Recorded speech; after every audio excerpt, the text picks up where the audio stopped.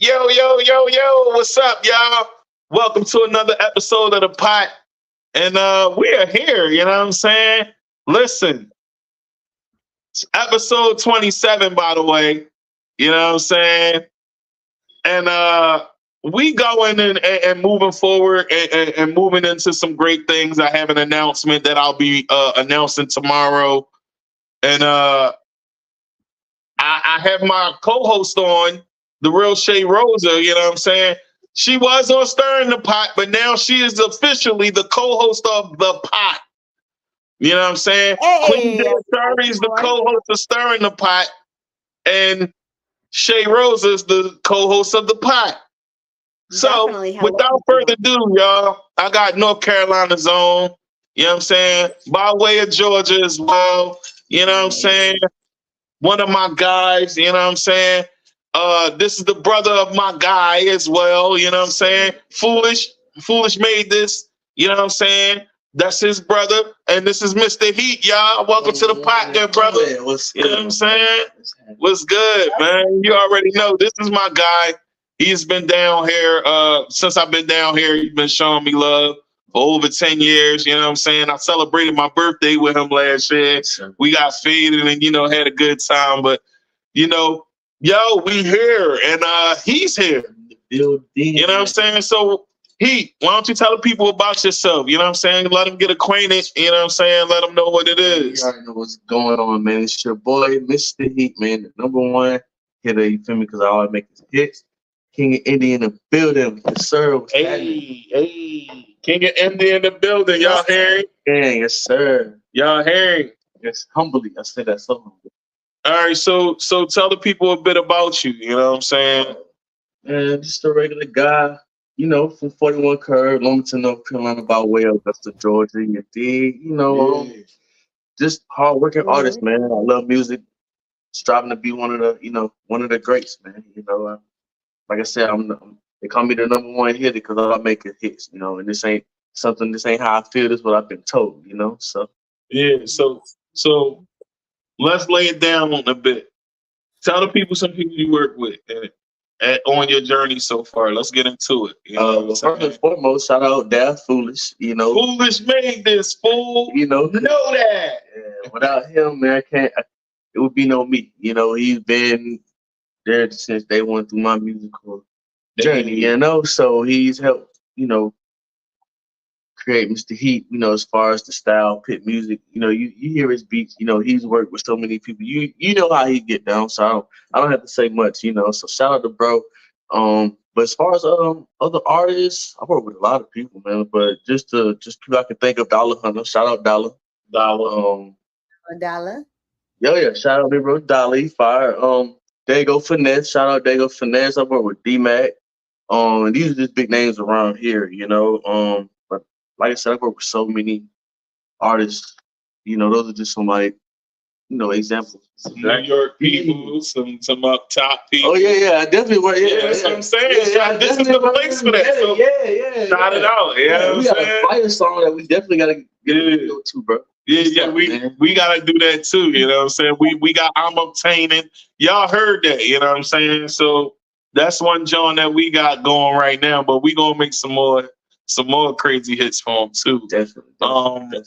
So tell the people, man. Tell the people how you got started in music and break that down as a science for the people. You know what I'm saying? Man. I mean, I come from music, man. To be honest with you, like music is my life for real. Like, I've been doing music. I've been singing since I was 5. I come from music. Like my mama sang, dad he sang a little bit. My uncles, my mom, and my uncles all had a little group. They used to sing, and they would kill. My mama used to sing in clubs. She sang with a band. So I come from that. I've been singing legit since I was 5 in church. Started out in church. My daddy a preacher, granddaddy a preacher. So I was singing in that good old churchyard, And from there it's just I explored just different genres of music. I had uncles. So a lot of people don't know because I'm black as a mug. I'm dark skinned, but I'm mixed. My grandfather has blonde hair and blue eyes. He's Irish Cherokee. So I come from a multicultural family. So I got uncles who listen to different genres of music. Right. So growing up listening to like Michael Jackson, from people like Rush, even like Earth, Wind and Fire, to people like Kiss, just off the wall. Heavy metal with it. Yeah. So I grew up outside, but I didn't even get into rap until I was older, So I was listening to everything else before rap, modern R&B. So as I got older, and I realized, I could sing, I was musically talented. I took all of these things and kind of put it into one because I always wanted to be different, So even when I decided I wanted to be an artist, and I started off rapping. It's crazy. When I first, established myself as an artist, I was a rapper, And so what was your rap name then? It was still Mistaheatt, man. My first rap that my first rap. I got the name from Uncle Trey, man. He named me Heat because the first rap I ever wrote. I spit it to my Uncle Grip. He was like, "That's you." He was like, "What you fire? I'm gonna name you Heat, boy. You be spitting that fire." So I wrote a rhyme. It's like I missed the heat. The nigga tried me, I can make some clips. So that kind of no cursing. Yeah. So the name just stuck out, and that's how I became Mistaheatt. But through the years, like I said, I kind of figured out, the music industry and how it goes, and I just, developed myself. Just try to figure out who I am as an artist. And like I said, I always was singing, so I just put the two together. I started rapping, then people were like, "You should sing, man." And oh, that's dope. Shay, you got a question? So, quick question for you.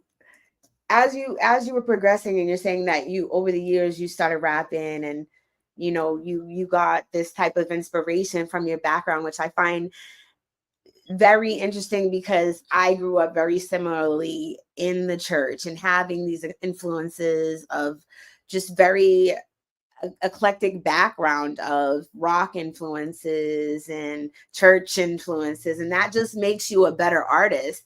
So when I say to you, like, where do you find your middle ground, your common ground of saying, what is your sound now that you have gotten this mix in the bowl per se? Sort of like stirring in the pot. Comes on Mondays and Fridays, folks. But go ahead. I just had to throw that in there real quick. What do you feel is your sound? What is your sound? Like, what do you feel like you kind of like drawn from? To the people. It's crazy that you asked that because, like you said, I took all these different styles and different, avenues of music and try to put it together. But as far as who I am, it's crazy that you asked that because I'm in the process of figuring that out now. Because even though my brother's a good producer, he's one of the best, let's just be real. But, there's other avenues, other things, that I don't, know of him. He's the king of what he does. He's multifaceted when it comes to every genre of music that you can think of, he can produce it. Yes, but I want to see what all he can do. I want to see what all I can do, and it's just that's where I'm at now. I want to see where my lane is because I understand how the industry works, the music business. How everything is trendy. You have to make trendy music. You know what I'm saying? So I understand the business side of as far as selling music. Right. But when it's like working a job that you don't love, you got to work, you got to pay bills. So you have to go to work. You have to get up, go to work. Sometimes you don't like it though. People work jobs that they hate every day and work it for 20 years. So how would you explain your sound? So so that's where I'm at now. The music that everybody knows, what I'm saying, and love that I've made throughout the years. It's good music, so I've been told, but it's not my, because it's me fitting in what sells because it's a business. Right. At the end of the day, that's all I'm trying to do. I'm trying to be the best at what's happening today. So basically, when you ask me who am I, that's a that's question right now. It's not, that's a great question. It's not more than I'm trying to get at you. I'm trying to get at you, Mister. So it's not more or less a tough question. It's just it's interesting that you asked it now, because that's what I'm trying to do. I'm trying to put Oh, my heart into it. You know what I'm saying? I'm okay. trying to figure out, how can I express how I feel sometimes, because I don't write music about myself. I don't write music about things that I'm going through. You know what I'm saying? Yeah, that's the way to actually find yourself. Exactly. So I'm Big Bro. So I'm Yeah. this is for those that don't know. I really know him, folks. Yeah, big fact. So Yeah. we always talk like Big Bro. You know what I'm saying? He's been calling me Big Bro since forever now. So Definitely. all right, Okay. that's what's going to take you to the level that you want to get at anyway. Yes. Talk about them things that you're going through. You know what I'm saying? Because it is hard to talk about it without making it sound too personal. Because as artists, sometimes we think about not even offending people that we care about and all of that. Yeah. So you got to try to figure out a way to make the music in a way where it's relatable for everybody, but not offending anybody at the same time. Definitely, yeah. So go ahead. No, I was gonna say, that's the thing. It's crazy because everything you're saying is just so tied in and so perfect. Because that's what I do when I write music. I think about everybody else except myself. Right. You feel me? When I sit and I hear a beat, I think about, okay, let me think about something that somebody could be going through. Because at the end of the day, one of my goals is to reach out to my fans. I want to connect with them. I want them to understand that I feel where you're coming from, or you know what I'm saying? There's somebody, that you can feel that, they can empathize or whatever the matter is, because like I said, a lot of my music I have a vivid imagination. So I can think of a scenario or a situation, or, you know what I'm saying, a circumstance or whatever, and I can put it on paper, I can put it on a beat, and it will be somebody else's life. I've had people come in, bro, like, you wrote about my life, bro. It was like you was there. I ain't go. It was nothing about me. It's just that's what comes to my mind, So, but it's not me. It's my fans don't really know who I am. All right, so this is what the pot is for, so the fans can know who you are, right? Mm-hmm. So tell the people what was growing up like for Mistaheatt as a kid, like from younger to this point now. Like, explain that to the people. You was in North Carolina. Explain growing up. What you was in L, right? So explain it to the people for those that don't know. You know what I'm saying? Okay, Break that down to I was science. born in Augusta, Georgia, 706. I moved to North Carolina when my uncle was stationed at Fort Bragg, my mama's brother. Because my dad, my biological father, at the time, but before I even tell, any stories, me and him, we're cool. I don't have any, hard feelings with anything. Right. No matter anything you may hear, I'm at peace with everything. Right. But I always stay fact. I just wanted to clarify that, That's what this show is about. The truth. You know what I'm saying? Yeah. We wear it all on the sleeve. Yeah. Facts. I'm really. But at the time, so my biological father, you know what I'm saying, my sperm donor, was going through what he was going through, and he wasn't able to take care of me and my mama the way he was supposed to. He will. Right. So, nevertheless, my mama decided to go to North Carolina a month before. He got stationed to Fort Bragg. He went to school in Fayetteville.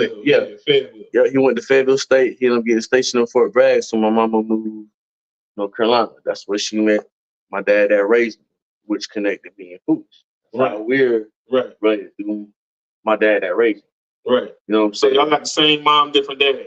Well, essentially we got the same dad. Okay. Because that's who brought us together. Okay. You know what I'm saying? Because he legally adopted me. Okay. You understand? So that's how the family, that's how it all started. Oh, that's dope, man. That's dope. That's definitely dope. Yeah. So back to you, Shay. Okay, so that right there shows your mother's dedication to caring for you and making sure that you always had her strength and her motivation to a better circumstance in your life, no matter what you were going to face. And that really instilled in you something that you can see today. Definitely. In your life. Yeah. In the way that you move. Yeah. You know, so even at a young age, your mother was showing you like, okay, this situation might not be exactly what we want, right? And I wasn't even old enough to, you know, even understand what was going on. So looking back on it, you know, that's accurate. You know, she did what she felt was best, you know, for me and her, you know, but being, you know, the only child and as a mother, I'm pretty sure she took big consideration of my well-being when she made that move. So yeah, I definitely agree. Definitely agree. I'm glad she made that move. And shout out to moms too. Shout out to mom. Shout out to mama. Right. Exactly. Shout out to mama. All right. So who pushed who more as far as musical talent? I gotta ask this. Who was the one pushing y'all both? I'm gonna say this: was it mom or dad? Who was pushing y'all both? So I'm gonna say this. So during the process, my dad died. 20 years. It's been 20 years. You know, that's what I was gonna say. You know, before you know, and from there, you know, we moved to Lumberton. Yeah. So for some years, music wasn't really a thing. I didn't take music serious until later on in my teens. But even still, I didn't even know who I was until I was grown. You know, so just being honest, and we were, like I said, we were still, you know, making music. We was doing our thing. But you're talking about, you know, as far as pushing and really taking it serious, you had like I said, my uncles, they was making music. You had a lot of cats. You had Boiling Point. You had a lot of cats that was out there from Lumberton, like really making noise. My uncle Trick Jones, you know what I'm saying? He was on the radio, you know, at the time on 579 all the time, you know. So it was a lot of cats that who was looking up to. You know what I'm saying? Okay. As far as who pushed who more, like I said, you know, my dad, he died years ago, but we still had, you know, support. We had other people that was in our lives that was, you know what I'm saying, trying to keep us focused. So, you know, but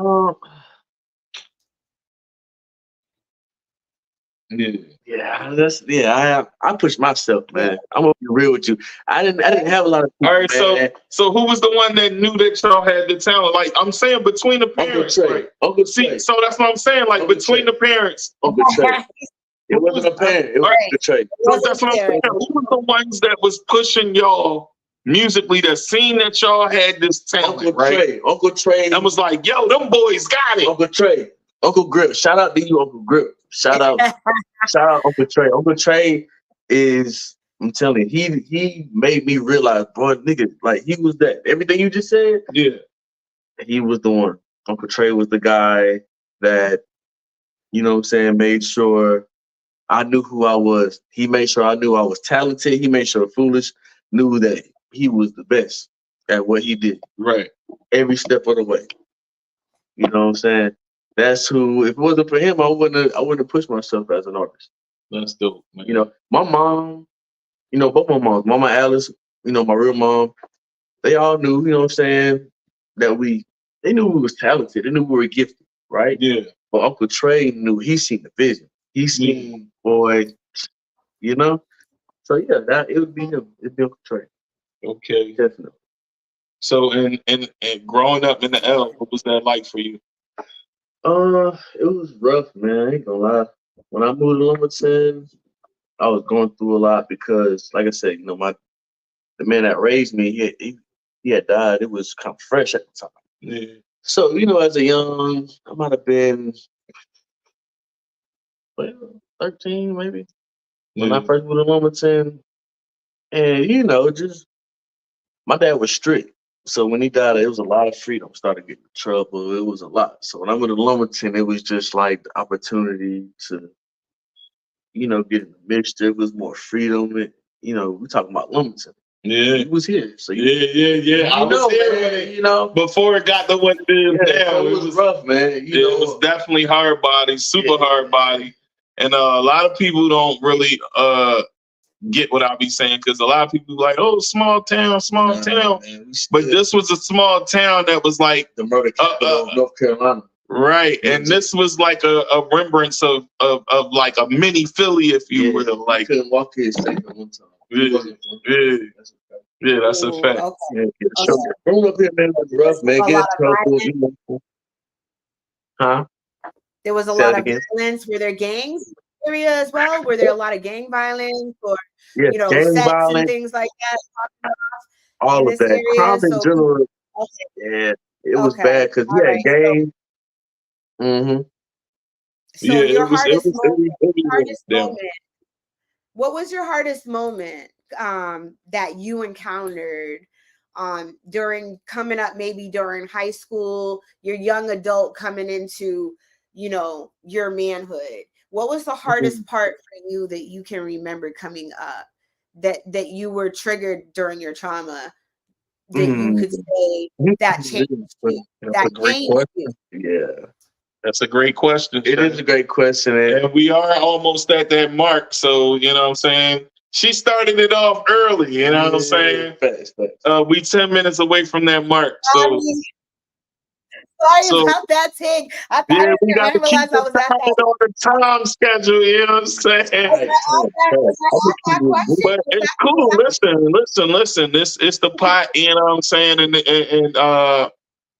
as we go on, like things will get better. So you know how that goes. But so to answer a question, that was a great question though. Yeah, What was the trauma that you went through in life that you had to overcome or that you went through in life that was hard at that age growing up in the L? Like tell people about it a bit so they can know, that's what this show is for, the vulnerable side of the artist. facts. And knowing things that they didn't know about the artist that they're fans of. Definitely. I definitely want to talk about mental health. 'Cause Yeah. at that time, it's about here. yeah, I was struggling with mental health around that time. So I even think about it to this day. A tragedy was something I was going through when I was younger. And long story short, man, it's just one day I was going to school and I just had so much weight, and I was taking this doctors. They used to try to say I was ADHD. They used to try to say, and they gave me this medicine called Concerta. It's like Rick. Mhm. So long story short, it was one morning, man. I was just having it bad, man. I basically overdosed on the pills because in my mind I thought I was gonna get high.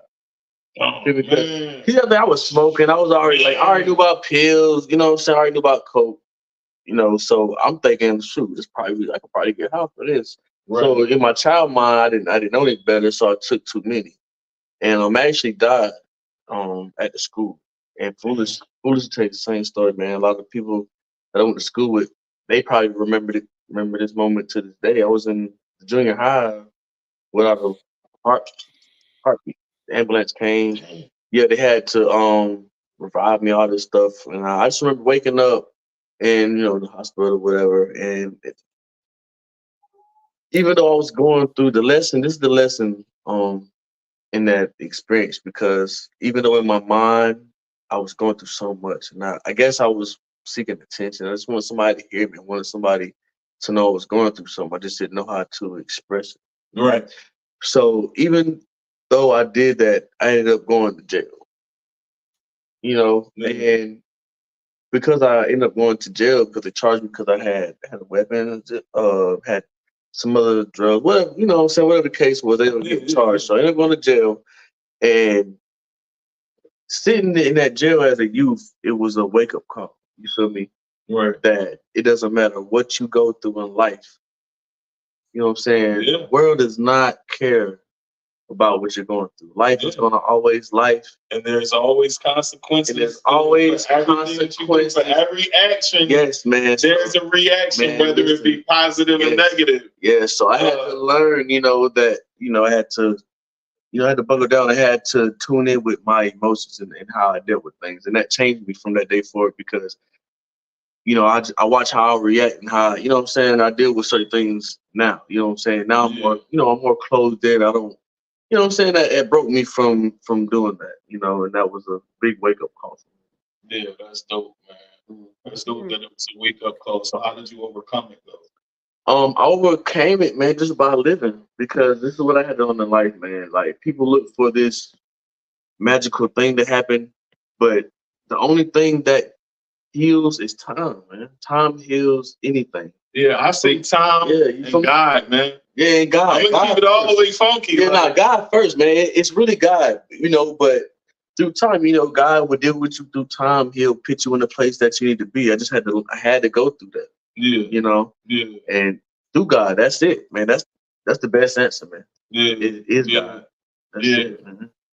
So with your roots being in, the church, how did you get into singing? Like break that down a bit. Like so did you sing on a choir? Like I sang in choirs, and I also sung in like a group that my granddad put together called the JA Ensemble. That was my granddad's name, James Archie.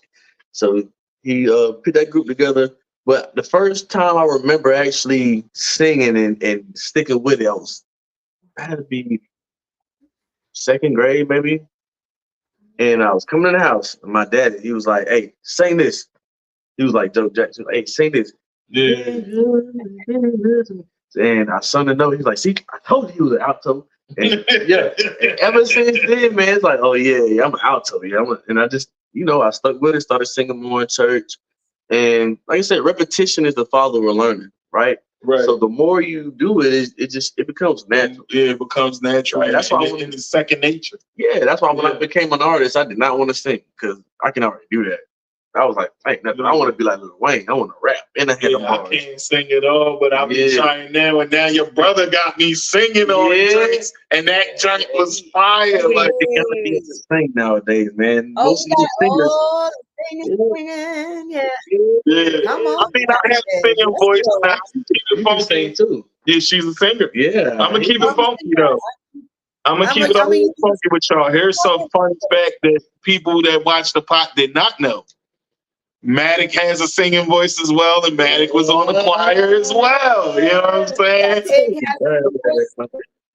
So yeah, when you hear what you hear on the Fraud record, that's my voice. And Foolish basically said he didn't really have to do much to it. What? Yeah, so except he put the auto tune to it on certain parts, but some of it he didn't have to. Yeah, he can do that. Yeah. That's like a meditation. Yeah, I can sing a little something. You know what I'm saying? I just don't because I ain't trying to be that boy. I'm not a singer. Like I love rap, and I'll rap. You know what I'm saying? Okay. But I definitely had a lead in church. I had a lead in church. I sung "On My Way to Heaven," and that was my lead song that I led with. You know what I'm saying? Yeah. Let me get a little piece of it. Right? No, I ain't never gonna get that on the pot. I'm telling you, that might be. You do Excuse that, me. Hold on, one second. Yeah. Yeah, Okay. Well, taking a second. You got a question. I do have. We were talking about. We got a little bit past junior high school, and we were talking about your family and your father and how he was, about a little bit like Joe Jackson. He'd be telling you get in there to sing, and you were like, "No, I want to be like Lil Wayne."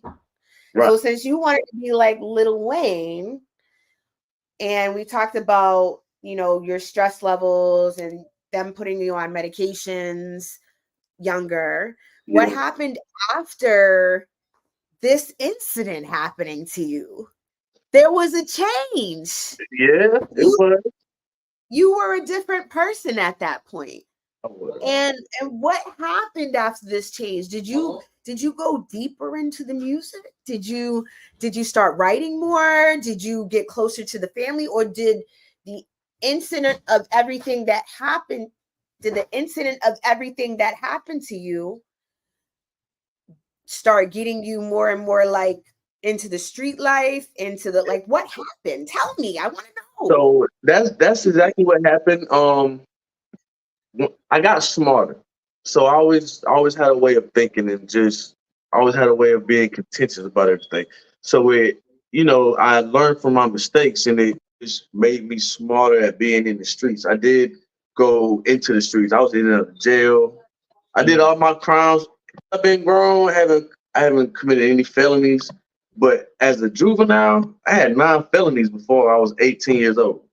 You know what I'm saying? Ooh, okay. Like, I was robbing. You know what I'm saying? I was doing all kind of crazy stuff. You know, like mama had to get a life insurance policy on me because I was started drinking early, doing all kind of wild stuff. Man, I was gang banging like I'm trying to be the head. I'm pitting my work, just doing a lot of crazy stuff, man. So it did lead me to the streets. Um, Fortunately, it made me smarter, and through the grace of God, it kept me safe because I think contentious. I started thinking before I did everything. You know, when I started doing things by myself because I realized doing stuff with people get you caught. You know, so through life, like I said, it just made me smarter.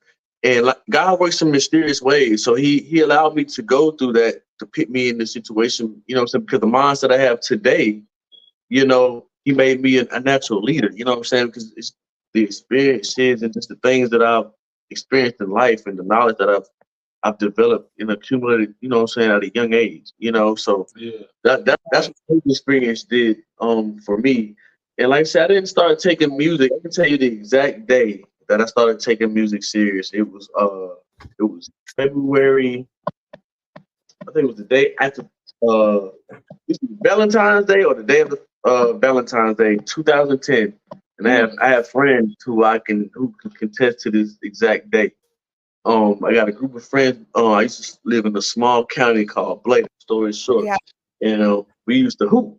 And one day at the hoop, one of my homeboys saw us like, "Yeah, we about to go record." And I was like, "Record?" They was like, "Yeah, we be." I was like, "Rapping? What? Me too." It was like, "Oh, where? We about to go." You know what I'm saying? I had just met him that day. It's crazy. We had all met that early that day. By that night, we was at his crib recording, and I can pull up these right now. This nostalgia. So from that moment, you know what I'm saying? Because I was writing, I had a couple rhymes that I had wrote, here and there that I remembered. So when I got into his studio, I started spitting them, and they would treat me like I really was Wayne. It was just like, bro, you know what I'm saying? Yeah. Because it was a little bit younger, so they was fascinated. So the fact that they was fascinated, you know what I'm saying, gave me motivation to want to do it more, and then they wanted to do it every day. So yeah, I'm recording every day. So from there, that's when I realized, like, yeah, I'm about to take this serious. But I just didn't know the formula. I didn't have the information that I needed to get to the next level at the time. Yeah. So a 10-year spread went by before I even gathered, all that information. Yeah. So Yeah. and through the years, I played in church. I left that out. I'm a full-time musician. That's what I do. Definitely a musician. That's what I do for a living. I play piano, I play drums. I'm an MD. I teach music. I teach vocals. I sing. Well, you know that. So Yeah. I do all of that. So that's my everything. So for 10 years straight, that's really what I was doing before I really realized, like, bro, you're him. For people, because like I said, I used to doubt myself, man. I used to lack confidence, man. But people used to tell me, bro, your music need to be on the radio. I'm talking about a decade ago. Like, bro, your music need to be on the radio. So that would motivate me. And so from listening to that and people saying that from 2014 to like 2018, it's like, okay, I kind of get it. Yeah, I make good music. I get that. But how can I, what I'm saying, get the world to know that? So I just started trying to figure out how to get my music to the world. And so from 2018 to now, that's what I've been doing, man. I just trying to relate to the world and get people to see, hey, man, like these people say I'm different. These people say I'm this, that, and the third. Y'all need to check this out. You know what I'm saying? Right. So shaking and moving, right? With the music, which one you like more, creating or performing? Ooh, I'm gonna be real with you, man. I can perform. I love performing because my favorite artist is Michael Jackson. I always wanted to be one of the greatest entertainers in the world. Right. Because anybody can create. Yeah. You know what I'm saying? Like, I'm trying to I'm trying to get him on the stage. Chris Brown, the Usher, those are guys I was watching growing up. I can dance right on stage. I'm legit. Right. If I got the right platform, the right setting, the right setup, I'm there. You know what I'm saying? But I love to create. Creating is second nature. So I would much rather be a performer because performing is where you're gonna get the money. I got a wife and children. Right. So in today's world, I need to do more performing because performing is gonna make the money. If I'm gonna be an artist. Absolutely. But there's other art. Like I said, I write music.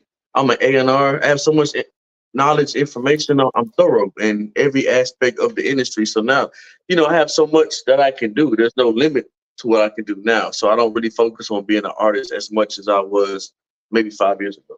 Yeah. Because I can do so much. You know what I'm saying? I can be a songwriter. I can make hits for people that's already there and still make millions. You know what I'm saying? I have education on how to make money. So I'm not worried about, being famous to be rich. Once I make this, what I'm saying, any lump sum of money, I'm going to be rich forever. So I'm not going to focus on just being an artist because I have so much to offer, Yeah, that's what's up. And like I was telling you, Sweet, I do movies, I do plays, screenplays. I'm an actor. I've done, I've been in theater, on stage. You know what I'm saying? I've done 2 plays. So I was doing a movie with Maserati Santana. I don't know if y'all know him. He's a famous host. He started out doing podcasts and stuff like that, and now he's interviewing celebrities. He just did an interview with Maserati Santana. I mean, with Martin Lawrence. And that's my brother. Amazing. That's amazing. That's Yeah. amazing. So and like I said, I've helped him through his journey. So yeah, I'm trying to get in where I fit in. I'm trying to do something, and everything all at the same time. Yeah. I have a question for you. Okay. Which was kind of a comment or like what I noticed about you.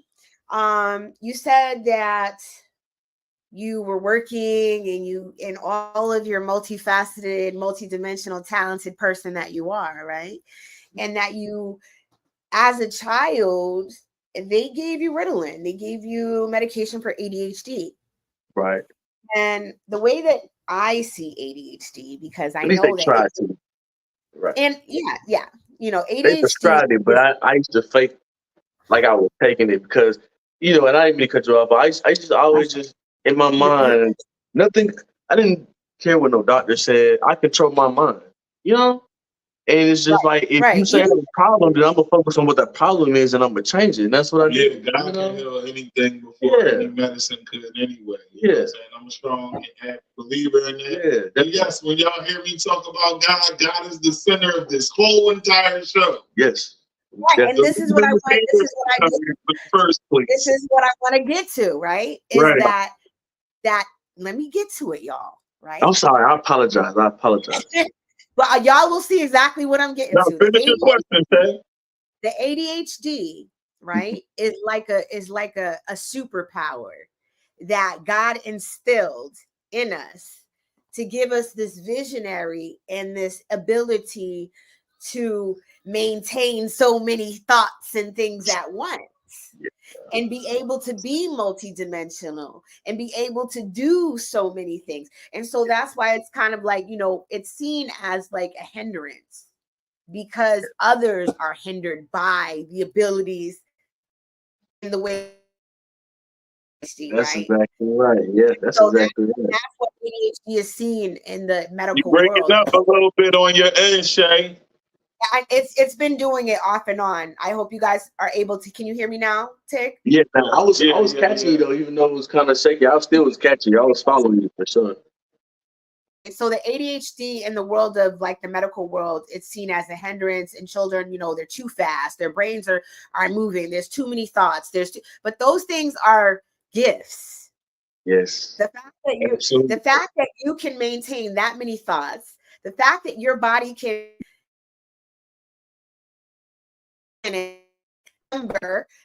do multitask.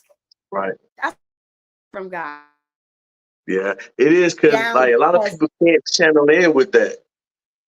You can't channel in. And so that's why I noticed where you said over time you were doing things for a 10-year period of time where it felt like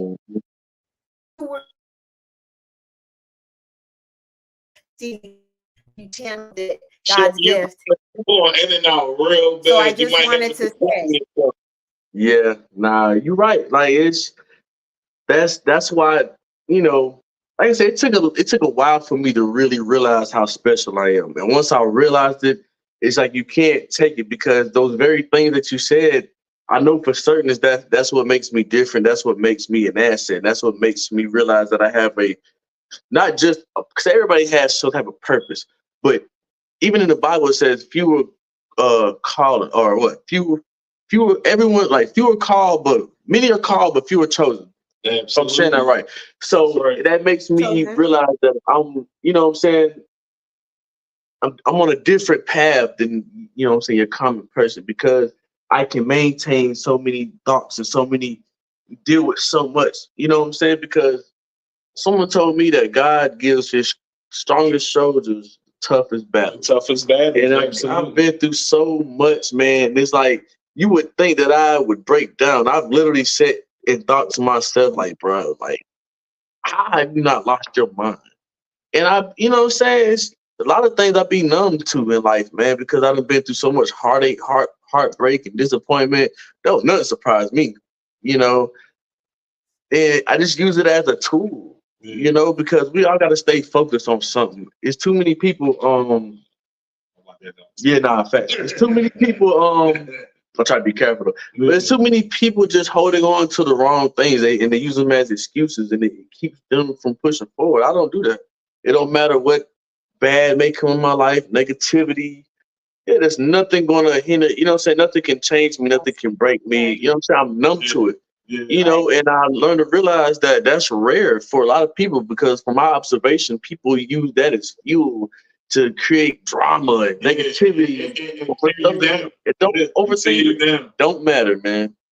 You feel me? Man. So, listen, man. I wanna say that, you know, it's been a pleasure knowing you these 10 years. I appreciate that. That's likewise. You always been solid with me, you know what I'm saying? And to keep it all the way a hundo, he's one of the first people I've been trying to get on the show, but time wasn't permitting itself to do it the way we was trying to do it. So we finally here, you know what I'm saying? You said this is episode 27? Yes, sir. My birthday is April 27th.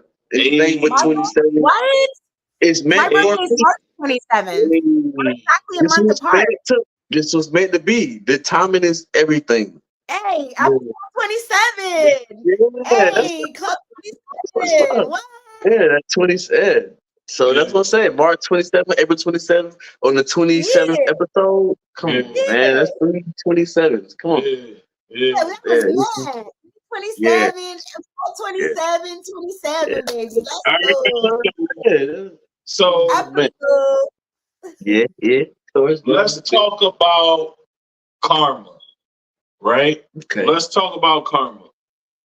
Tell the people a bit about how this track was made. What was the concept for it, and what was you going through at the time that you wrote what you wrote? Gotcha. This is gonna be fun, because if it wasn't for Foolish, the song would even be what it was. Yeah, Foolish definitely. Yeah, Foolish. Foolish been doing this thing, man, you know, like, bro, it's more than just, he don't just make beats, man. I need to know this man don't just make beats. He ain't just a beat maker. I don't know if y'all knew that or not, but I'm gonna tell you, the man just don't make beats. You know what I'm saying? The man make hits. You know what I'm saying? Just like I do. You know what I'm saying? So, long story short, I was at the crib, minding my business. He hit me up. It was like, bro, I made this beat for you. He said, I'm gonna send you the beat, but I'm gonna send you a video of how I want you to get on it.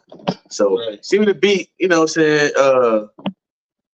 No. Wait, moving forward. I'm gonna press pause. Different song. We're gonna talk about that song. Karma came about, he sent me the beat. I wrote Karma. I was sitting in my man cave, and he sent the beat. I listened to it.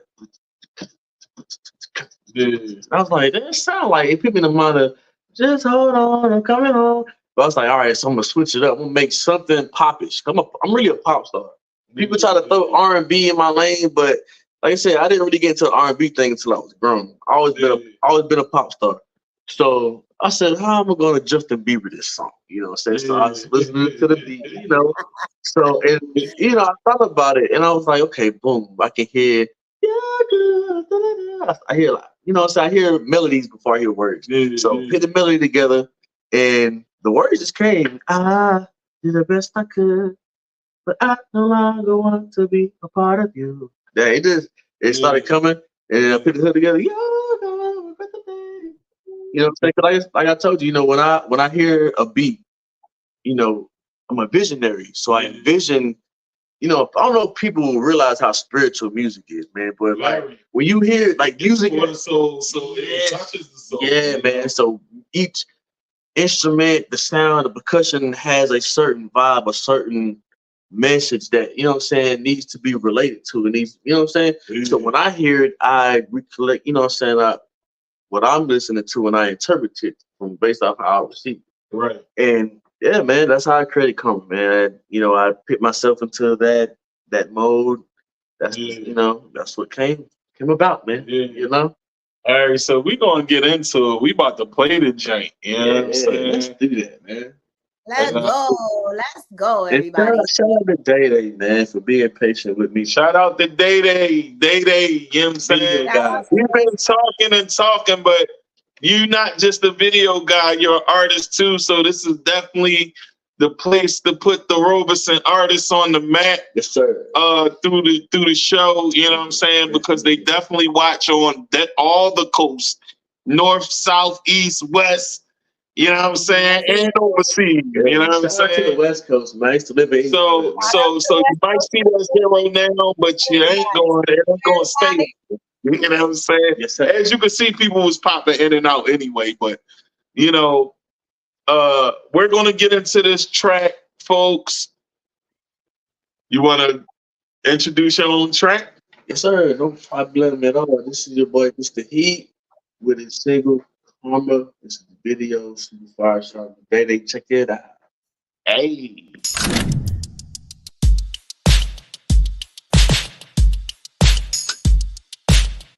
Hey, John, restart that shit. Hey, John, restart that shit.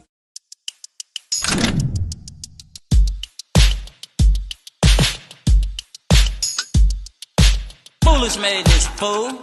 Know that. I did the best I could, but I no longer want to be a part of you. Cause you did the worst to me, but I cannot hate you for the things that I was looking for. But what goes around comes around. I never should've let you get the best of me, girl. I definitely won't let you get the rest of me, girl. Cause what goes down must come down. I never thought I'd see the day you get to me, girl. But obviously we bout to be history, girl. You can say what you want to. You're wrong. You're wrong. You're wrong. You're gonna regret the day that you played me, and you slayed me. You're gonna miss me. You're gonna regret the day you play with my heart. You stepped on it hard, and now it's my turn. Can't look at you the same way that I did before. You had me walk out that door, and you did things that I couldn't even imagine. Whoa, whoa. So what goes around comes around. I never could imagine you could do me so dirty. I didn't even know you could be so thirsty. What goes up must come down. Only thing I tried to do was make you happy. I didn't realize you could be such a savage. You can say what you want to, but you're wrong. You're wrong. You're wrong. You're gonna regret the day that you slayed me, and you slayed me. You're gonna miss me.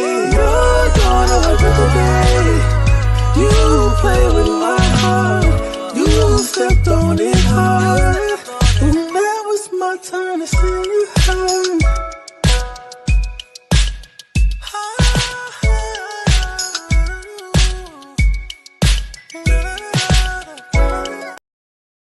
Because it go right to YouTube right at the Zoom. Hey. Thank you. Hey. Thank you. Hey, Yeah, we're that loving was that. fire, man. That definitely was some fire right there. Yes. I love all the harmonies. It sounds really beautiful. All the harmonies and everything sounds Appreciate it. great. All done by Can't yours wait to see the truly. video as well. Thank you. Man. Shout out to David for that. Shout out to Foolish. Yeah, Foolish on the air. I'm telling you, Foolish. Yeah, man.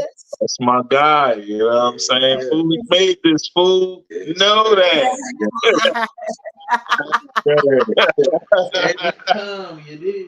Every time. Yeah, man. So that record kind of give me like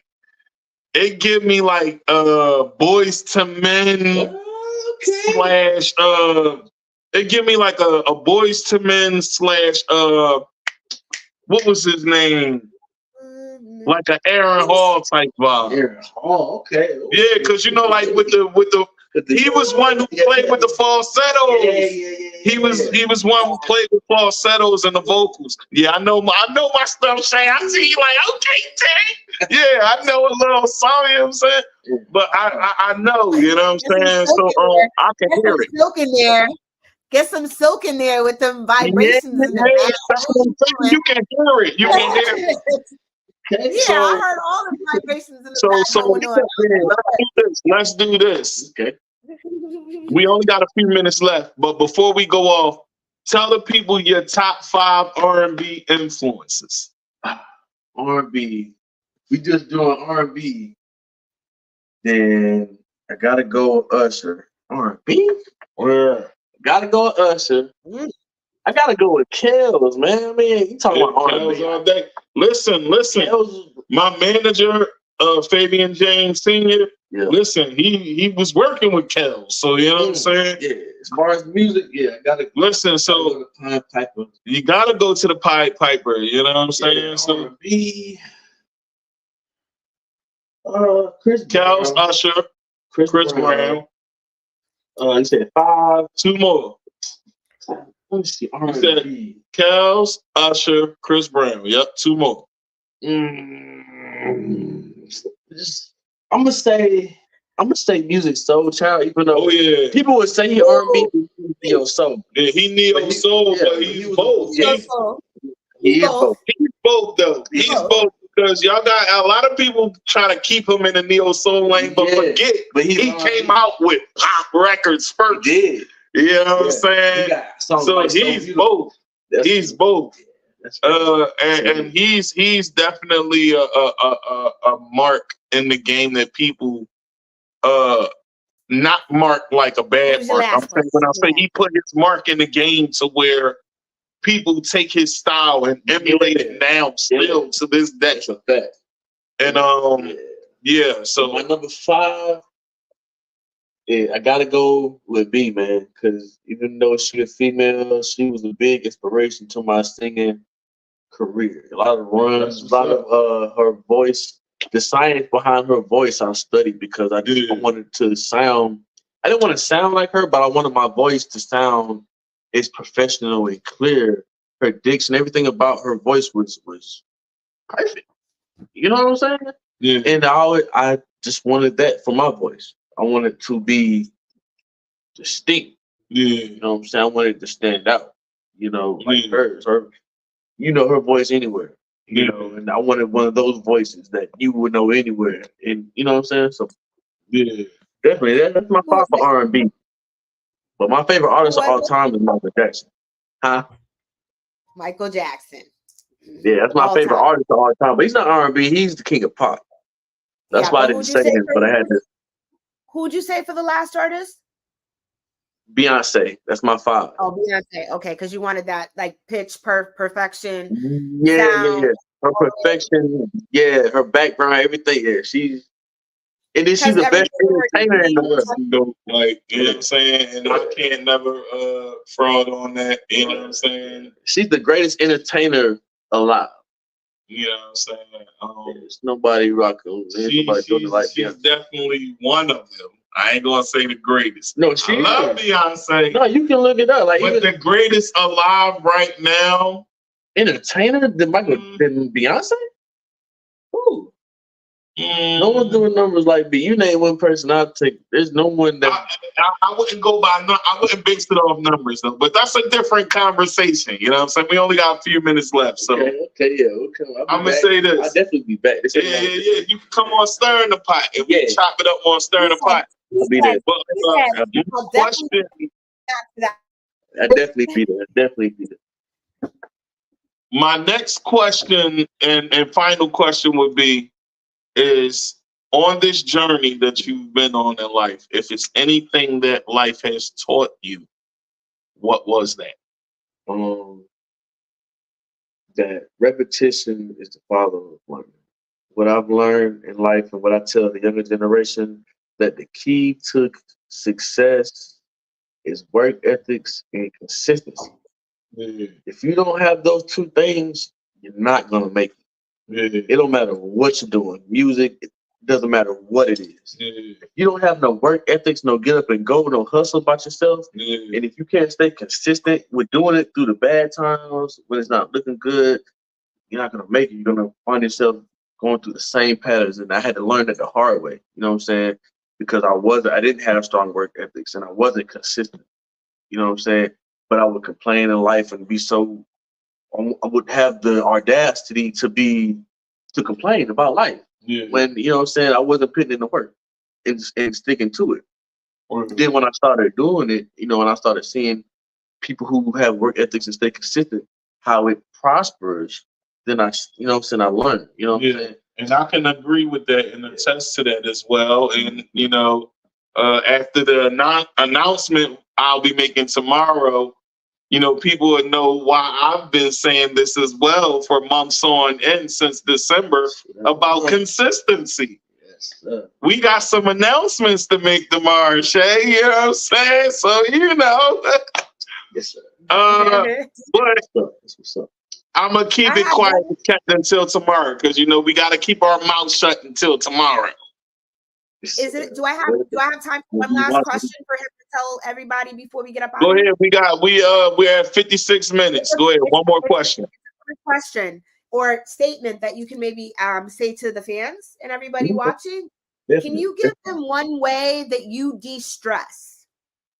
I would like for you to just give the people one way that you and you keep it all in Thou Wow too, no matter what it is. Keep it a Thou Wow. Oh, okay. Yeah. Smoke. 3 things. It's simple. Okay. It's simple. Smoke. Because that's medication. People, you can say what you want, man. Indians smoke when they meditate. Which brings me to my second one. Meditate. Because we need peace, man. Mental health is serious. You don't have to be crazy loopy. You can just go through life and it will drive you crazy. Absolutely. So you have to meditate. You have to restart your mind because life is important. Which brings me to number 3. Without light, without God, it wouldn't be life. Absolutely. The Bible says, seek ye first, and he'll supply everything. You know what I'm saying? God wants us to have our heart's desires. He wants us to do what we desire to do. He just wants us to put him first. Absolutely. That's it. If you do those 3 things, I'm telling you, you'll be good. Life won't, you're going to have problems. You know what I'm saying? God's children's, you know what I'm saying? We're not meant to have a stress-free life because there's somebody out there called Satan who's, you know what I'm saying, wants to give us, hey, he doesn't want us to prosper. The enemy wants to seek, kill, and destroy everything you do. Exactly. So it's never going to be easy, but those 3 things will help you get through it. I promise you. That's how I de-stress. That's how I'm able to cope and deal with everything. You know what I'm saying? Because I smoke, I meditate, and I pray. Hey. You know? Thank you so much. Man, it was good to have you on, Mistaheatt. You know what I'm saying? Bro, you already know that. You know what I'm saying? And listen, y'all. Thank y'all for tuning in. Like, share, and subscribe. Thank you for watching another episode of The Pot. I am your host, Tigmatic. Please. I am the co-host, Rosa, the real Shay Rosa, everybody. Thank you. And we will hit y'all back with the next one. We booming. Yeah, Sersky.